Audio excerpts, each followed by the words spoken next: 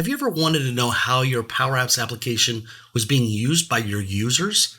Perhaps you want to know who is using your application in your organization, who are the top 10 users, so you can engage with them and get some more feedback. Perhaps you're rewriting a PowerApps application and you need to get in touch with the users of the current application, let them know, hey, this is the new version of the application. There's all kinds of different reasons why you might want to keep track of how your application is being used. So with all of my PowerApps applications that I build, I keep track of all of this. I'm going to show you how I do it. It's already built into my Jumpstart Kit. Just know that you could do this without the Jumpstart Kit if you didn't have it.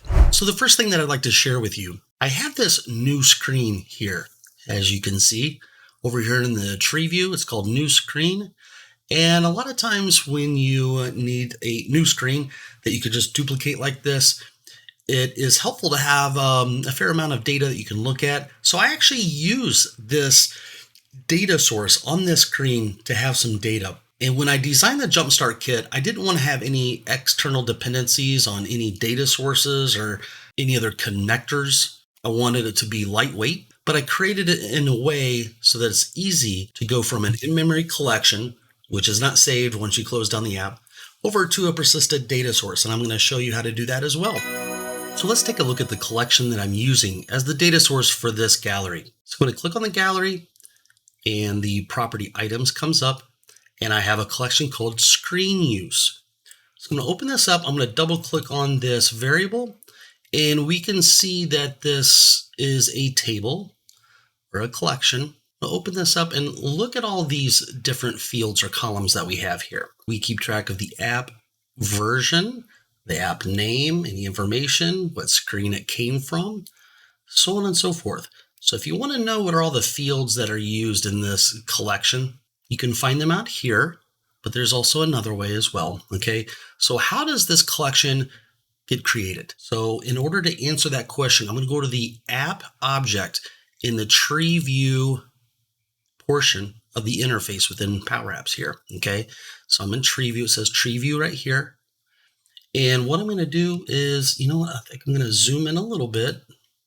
Okay, I'm going to click on that app object. I'm going to open this up. And what I'm going to do here, looks like I'm on the start screen. I need to change that over to on start. And then I am going to do a search here. And I'm going to look for screen use. And there it is. So you see here, it's got these columns here. I'm putting data into these columns. Okay. And there is our collection name, screen use, but we're using clear collect. So if it wasn't for this clear collect function, this collection wouldn't be created. So what you'll want to do is go create a database table in Dataverse, in SQL Server, SharePoint, whatever data source that you're using. You want to create a table called screen use, okay? And create all these columns. And most, if not all of these are single line of text. I'm going to show you how to do this in Dataverse, but it could be done in really any data source. So I'm going to open up a new browser tab. I'm going to go back into PowerApps. I'm going to go down on this left side here, click on tables. Hey, if you're getting anything helpful out of this, a comment or even a like really helps the channel and lets people like you know this is good content. Much appreciated. And what I'm going to do is I'm going to create a new table. I'm going to click on Set Advanced Properties. Now, this is where I'm going to type in the screen use. And it is important that you use screen use. I mean, you could call it something different, but realize that if you have a lot of code like I do throughout the application, so if I copy this screen use here, I'm going to go over here and do a search. See all the places that screen use is used throughout the application. If you wanted to call your database table something else, all you need to do is click on this replace and give it the new table name, and no problem. You'd have a different table name of your choosing. Okay, so I'm going to go back over here. I do like the name screen use. Now, Dataverse is going to try to pluralize that, and that's fine. And over here, instead of using name, I'm going to say title. Okay, So here's something else that you could change if you want to. Most people do use SharePoint as data source. So I set this up to be great for SharePoint. Now you could change this to name, do a find and replace every time title is used in the application. You can change that over to name or whatever column you'd like to use, but I'm going to keep it as title. So in this case, over here for the primary column, I'm going to make that title. And if you open up advanced options, you can see that we have max 100 characters. I'm going to make that 255 to be consistent with how it would work in SharePoint. I'm going to click Save. And right now it's going to create this database table for me. Now, Dataverse adds a lot of columns for you initially. You see there's 18 plus columns here. And SharePoint does it too, adds some columns to help you out, but Dataverse seems to add a few more. So what do I need to do? Well, I need to add all these other column names. I'm going to copy this. I'm going to bring up my Notepad++ that I use a lot on another screen just to hold some text or some code. Okay, so I do want to, over here in our new table, I want to create a new column, and we'll call it application name, single line of text. That's looking good. Now, Dataverse seems to like to give you 100 characters for single line of text. And for the most part, that will work just fine. But in some cases, it could be a little bit longer than 100 characters. I know most people don't have email addresses or application names that are longer than 100 characters, but I just increase it just in case if somebody has a really long email address or a really long application name. I want my application to accommodate that need. So sometimes I do increase this to 255. And for this table, I would as well. Okay, so now I'm going to click on Save at the bottom.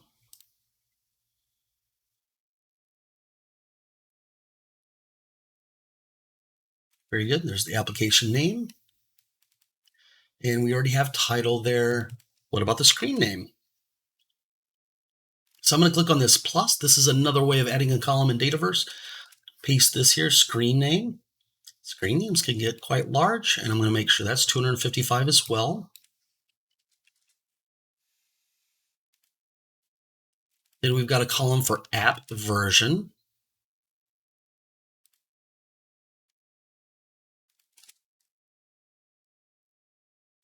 Now the app version will be fairly short.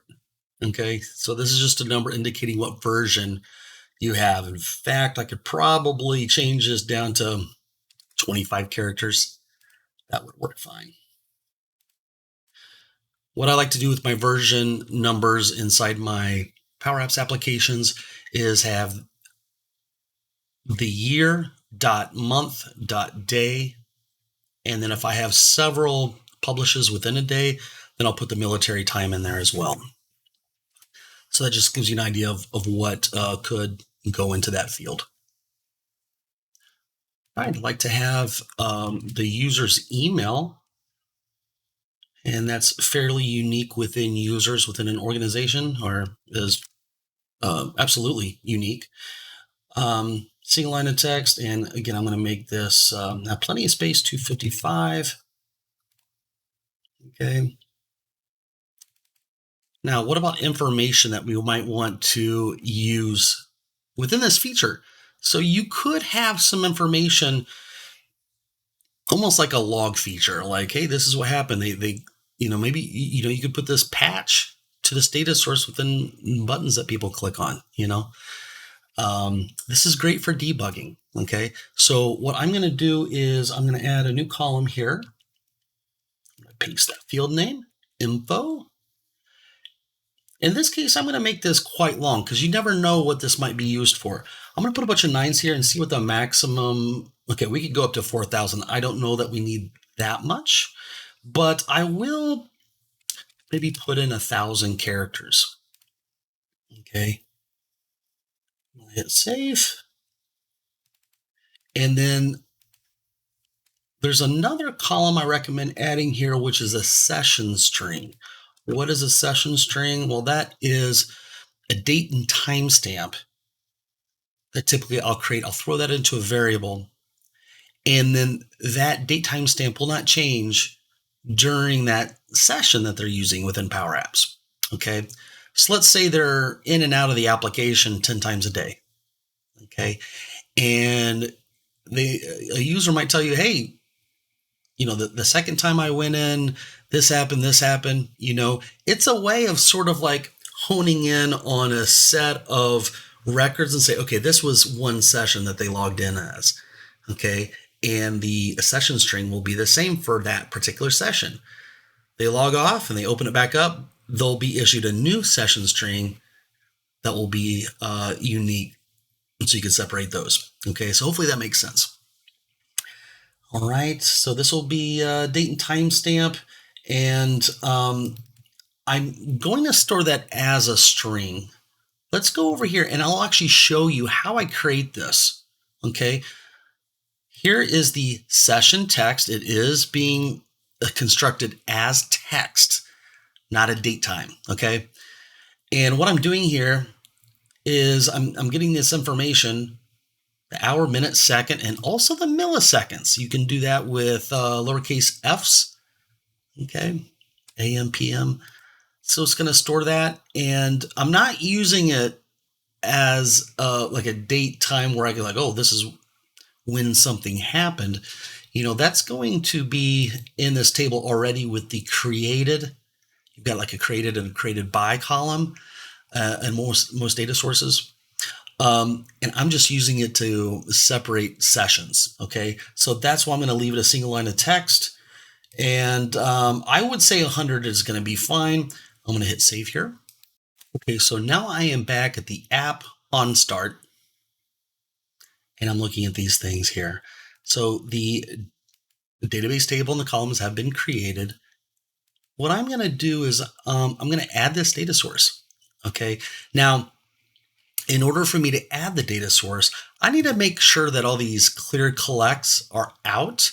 And there's at least one here in app on start. There's another one that I know of. So what I'm going to do is I'm going to go find them all. Okay, and I recommend just commenting out this code because you might want to look at it later. Okay, now that that's commented out, I'm going to click on the magnifying glass. I'm going to paste in that and see if it shows up anywhere else. Okay, and I don't see that. Now, if I click on data sources right now, we actually have 3 collections, and screen use is still there. So I think what I might do is do a clear collect.